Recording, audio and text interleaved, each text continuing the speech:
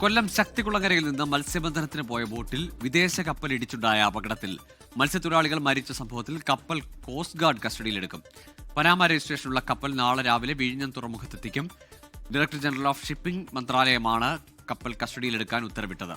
സൂര്യഗായത്രി ചേരുന്നുണ്ട് കൊല്ലത്ത് നിന്ന് വിവരങ്ങളുമായി. സൂര്യ, ഇത് അന്വേഷണ നടപടികളുടെ ഭാഗമെന്നാണോ അതല്ല കപ്പലിന്റെ ഭാഗത്തുനിന്ന് വീഴ്ച ഉണ്ടായതിനെ തുടർന്നാണോ കസ്റ്റഡിയിലെടുക്കാനുള്ള നീക്കം?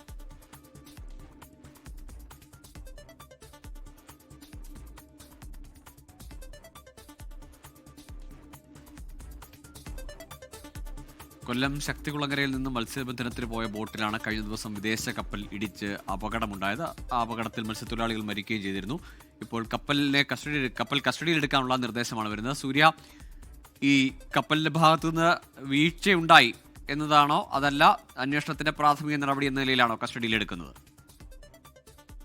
പ്രാഥമിക നടപടിയിലാണ് ഇപ്പോൾ ഈ തീരുമാനമെടുത്തിരിക്കുന്നത് എന്നുള്ളതാണ് മനസ്സിലാക്കാൻ സാധിക്കുന്നത്. പനാമ രജിസ്ട്രേഷനുള്ള കപ്പലാണ് കോസ്റ്റ് ഗാർഡ് കസ്റ്റഡിയിലെടുക്കും എന്നുള്ള വിവരം ഇപ്പോൾ പുറത്തു വരുന്നത്.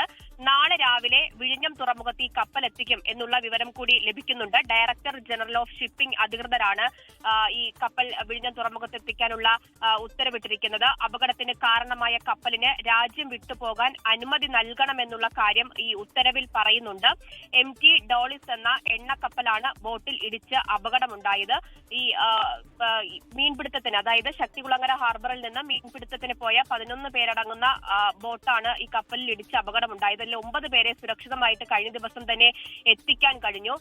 2 പേരെയാണ് അപകടത്തെ തുടർന്ന് കാണാതെ പോയത്. അവരെ ഇതുവരെയും കണ്ടെത്താൻ കഴിഞ്ഞിട്ടില്ല. അവർക്കായിട്ടുള്ള തെരച്ചിൽ ഇപ്പോഴും ഉൾക്കടലിൽ തുടരുക തന്നെ ചെയ്യുകയാണ്. ഈ സമയത്താണ് കപ്പൽ വിഴിഞ്ഞം തുറമുഖത്തേക്ക് എത്തിക്കാനുള്ള ഒരു നിർദ്ദേശം വന്നിരിക്കുന്നത്. അത് അന്വേഷണങ്ങളുടെ പ്രാഥമിക നടപടി എന്നോണമാണ് കപ്പൽ എത്തിക്കാൻ തീരുമാനിച്ചിരിക്കുന്നത് എന്നുള്ളതാണ് മനസ്സിലാക്കുന്നത്.